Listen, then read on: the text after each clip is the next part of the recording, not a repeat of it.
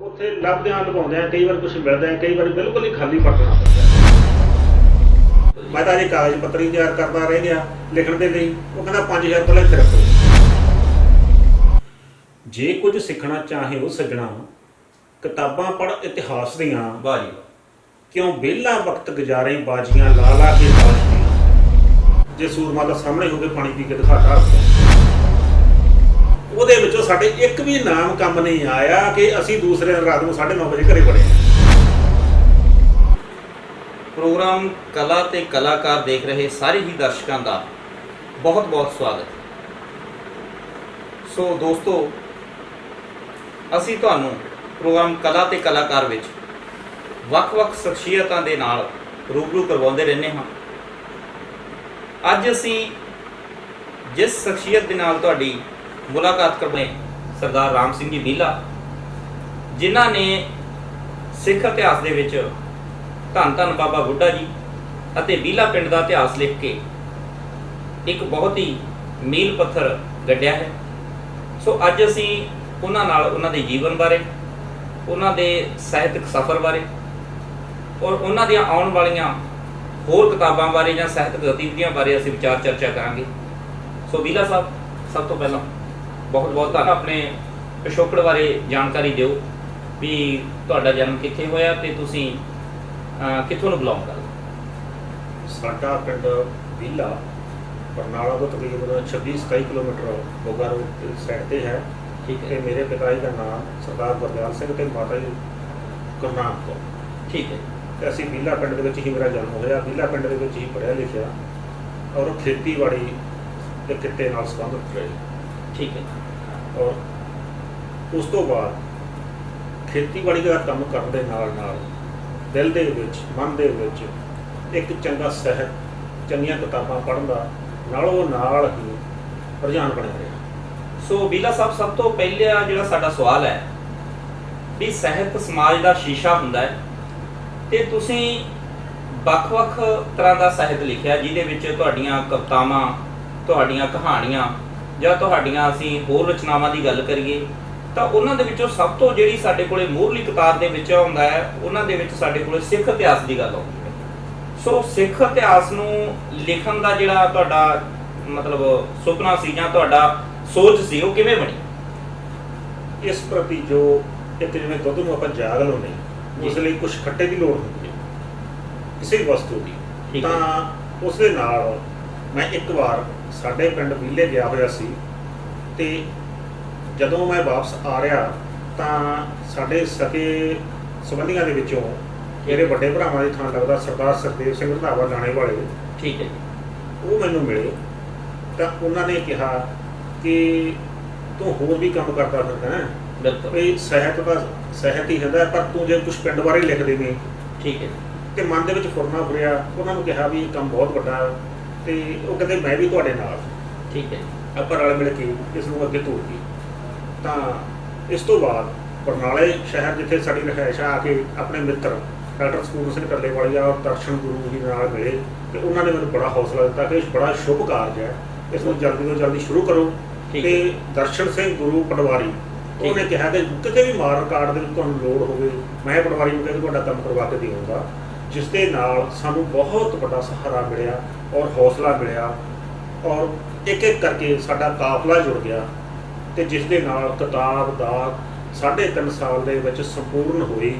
ਤੇ ਵਿਦੇਸ਼ਾਂ ਦੇ ਵਿੱਚ ਬੈਠੇ ਸਾਡੇ ਪਿੰਡ ਦੇ ਜਦੋਂ ਪਤਵੰਤੇ ਸੱਜਣਾਂ ਨੂੰ ਇਹਨਾਂ ਗੱਲਾਂ ਦਾ ਪਤਾ ਲੱਗਿਆ, ਉਹਨਾਂ ਦੇ ਵਿੱਚੋਂ ਸਰਦਾਰ ਤਰਸੇਮ ਸਿੰਘ ਰੰਧਾਵਾ, ਸਰਦਾਰ ਤੇਜਾ ਸਿੰਘ ਰੰਧਾਵਾ, ਠੀਕ ਹੈ, ਜਿਨ੍ਹਾਂ ਨੇ ਕਿ ਉੱਥੇ ਹੋਰ ਪਿੰਡ ਦੇ ਲੋਕਾਂ ਤੋਂ ਪੈਸਾ ਇਕੱਠਾ ਕਰਕੇ ਸਾਨੂੰ ਕਿਤਾਬ ਛਪਾਉਣ ਲਈ ਵੱਡੇ ਤੋਂ ਵੱਡੀ ਸਹਾਇਤਾ ਦਿੱਤੀ।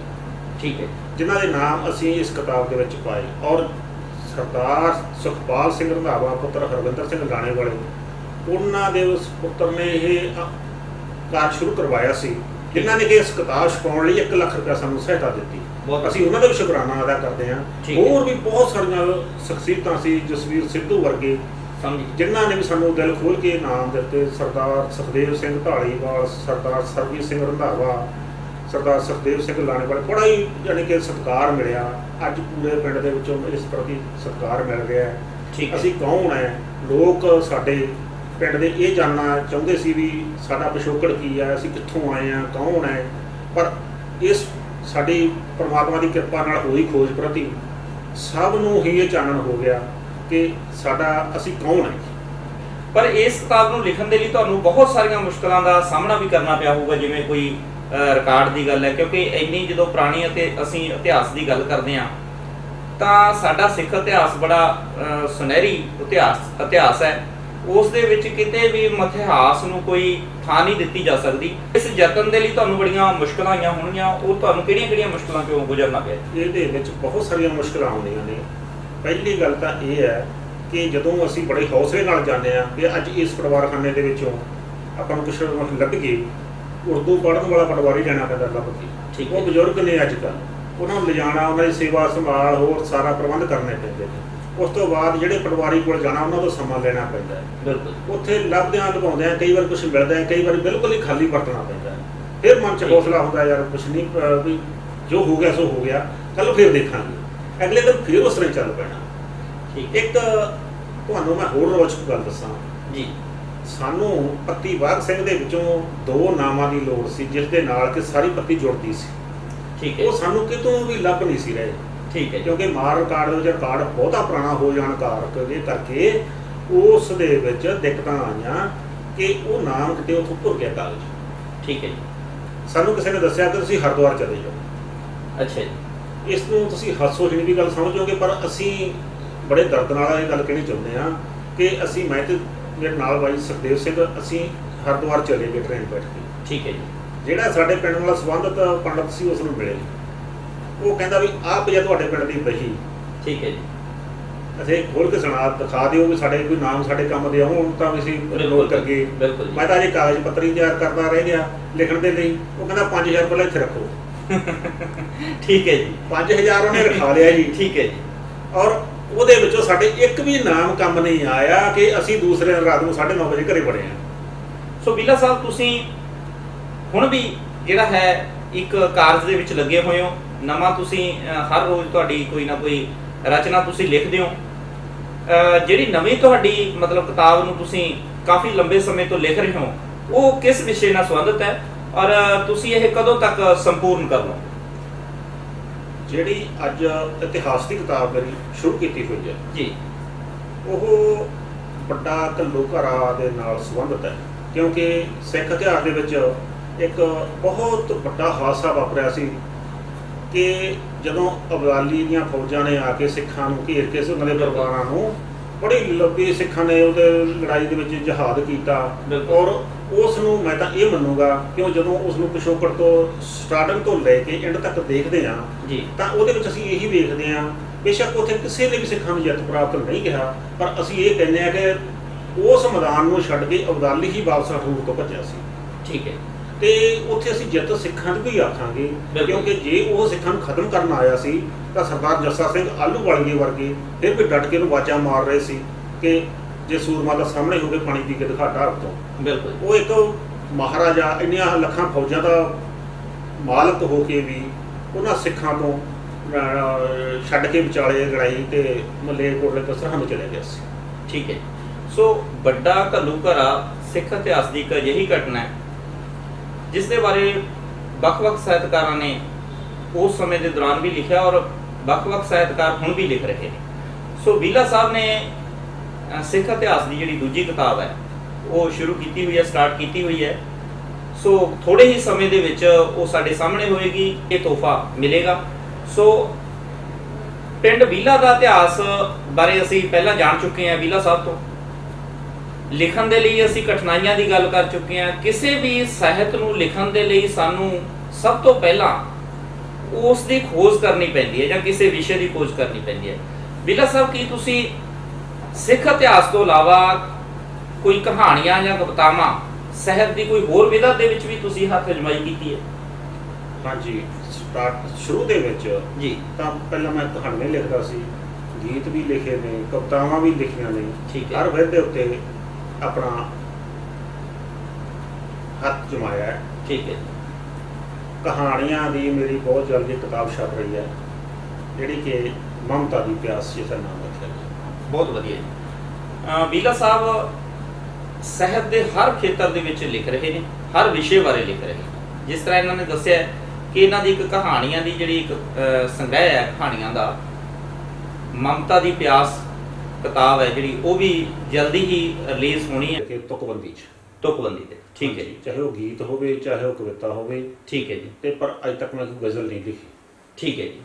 ਕਿਉਂਕਿ ਜਿਹੜੇ ਕਿਸੇ ਵੀ ਵਿਸ਼ੇ ਨੂੰ ਆਪਾਂ ਚੁਣਦੇ ਆ ਜਾਂ ਟੁੰਬਦੇ ਆ ਤਾਂ ਉਸ ਨੂੰ ਜਦੋਂ ਆਪਾਂ ਸ਼ੁਰੂ ਕਰਦੇ ਆ ਤਾਂ ਉਹਦੀ ਜਿਹੜੀ ਬਹਿਰ ਲਿਖੀ ਜਾਂਦੀ ਹੈ ਉਹ ਕਿਸ ਟਿਊਨ ਦੇ ਵਿੱਚ ਲਿਖੀ ਜਾਊਗੀ, ਉਸੇ ਹਿਸਾਬ ਨਾਲ ਹੀ ਉਹ ਗੀਤ ਦੇ ਰੂਪ 'ਚ ਆਉਂਦੀ ਹੈ ਜਾਂ ਕਵਿਤਾ ਦੇ ਰੂਪ 'ਚ ਆਉਂਦੀ ਹੈ, ਉਸੇ ਨੂੰ ਅਸੀਂ ਮੰਨਦੇ ਹਾਂ। ਬਿਲਕੁਲ ਜੀ। ਇੱਕ ਲੇਖਕ ਨੂੰ ਆਪਣੀਆਂ ਕਵਿਤਾਵਾਂ, ਗੀਤ, ਕਹਾਣੀਆਂ ਆਪਣੇ ਪੁੱਤਾਂ ਵਾਂਗ ਹੁੰਦੇ ਨੇ।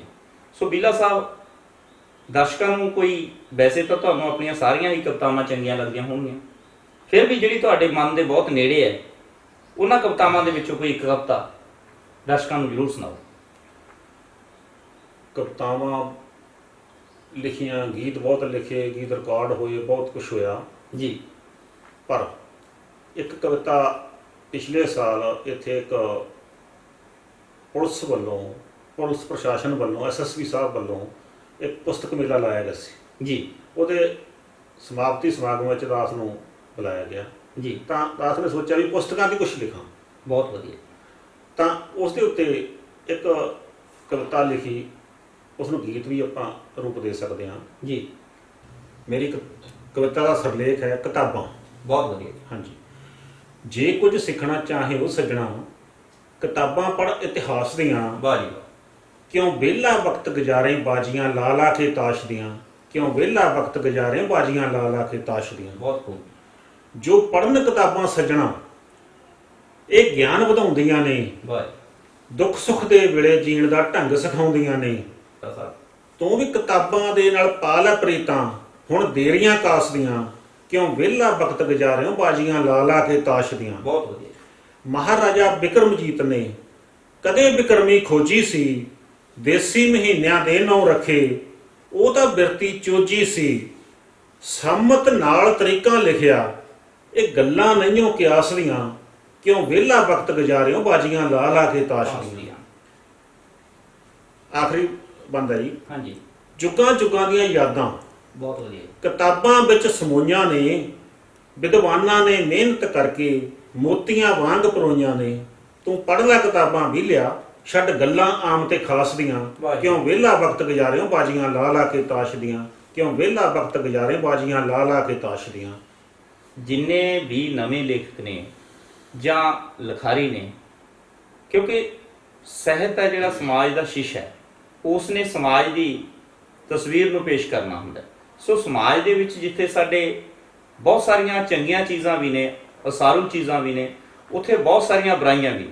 ਸੋ ਇੱਕ ਲੇਖਕ ਦਾ ਫਰਜ਼ ਬਣਦਾ ਹੈ ਕਿ ਉਹਨਾਂ ਨੂੰ, ਅਸੀਂ ਬੁਰਾਈਆਂ ਨੂੰ ਅਸੀਂ ਲੋਕਾਂ ਅੱਗੇ ਰੱਖੀਏ, ਤਾਂ ਕਿ ਸਾਹਿਤ ਨੂੰ ਪੜ੍ਹਨ ਵਾਲੇ ਜਾਂ ਸਾਹਿਤ ਨੂੰ ਪਿਆਰ ਕਰਨ ਵਾਲੇ ਲੋਕ ਉਹਨਾਂ ਤੋਂ ਚੰਗੀਆਂ ਚੀਜ਼ਾਂ ਤੋਂ ਪ੍ਰੇਰਨਾ ਲੈ ਕੇ ਆਪਣੇ ਜੀਵਨ ਸੇਧ ਲੈਣ, ਜੀਵਨ ਨੂੰ ਚੰਗਾ ਬਣਾਉਣ। ਸੋ ਬੀਲਾ ਸਾਹਿਬ, ਤੁਹਾਡੀ ਜਿਵੇਂ ਕਵਿਤਾ ਹੈ, ਤੁਸੀਂ ਬੜੀ ਵਧੀਆ ਬਿਆਨ ਕੀਤੀ ਹੈ ਕਿ ਆਪਣੇ ਜੀਵਨ ਨੂੰ ਜਾਂ ਆਪਣੇ ਸਮੇਂ ਨੂੰ ਵਿਅਰਥ ਨਹੀਂ ਗਵਾਉਣਾ ਚਾਹੀਦਾ।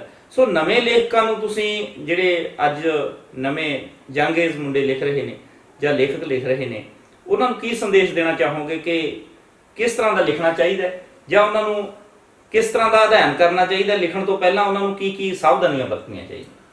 ਦੇਖੋ, ਕੁਝ ਵੀ ਆਪਾਂ ਲਿਖਣਾ ਚਾਹੁੰਦੇ ਆ ਆਪਣੇ ਮਨ ਦੇ ਵਿੱਚ, ਇਹ ਆਪਾਂ ਆਪ ਨਹੀਂ ਲਿਖ ਸਕਦੇ ਜੀ। ਇਹ ਕੁਦਰਤੀ ਫੁਰਨੇ ਨੇ। ਬਿਲਕੁਲ ਜੀ।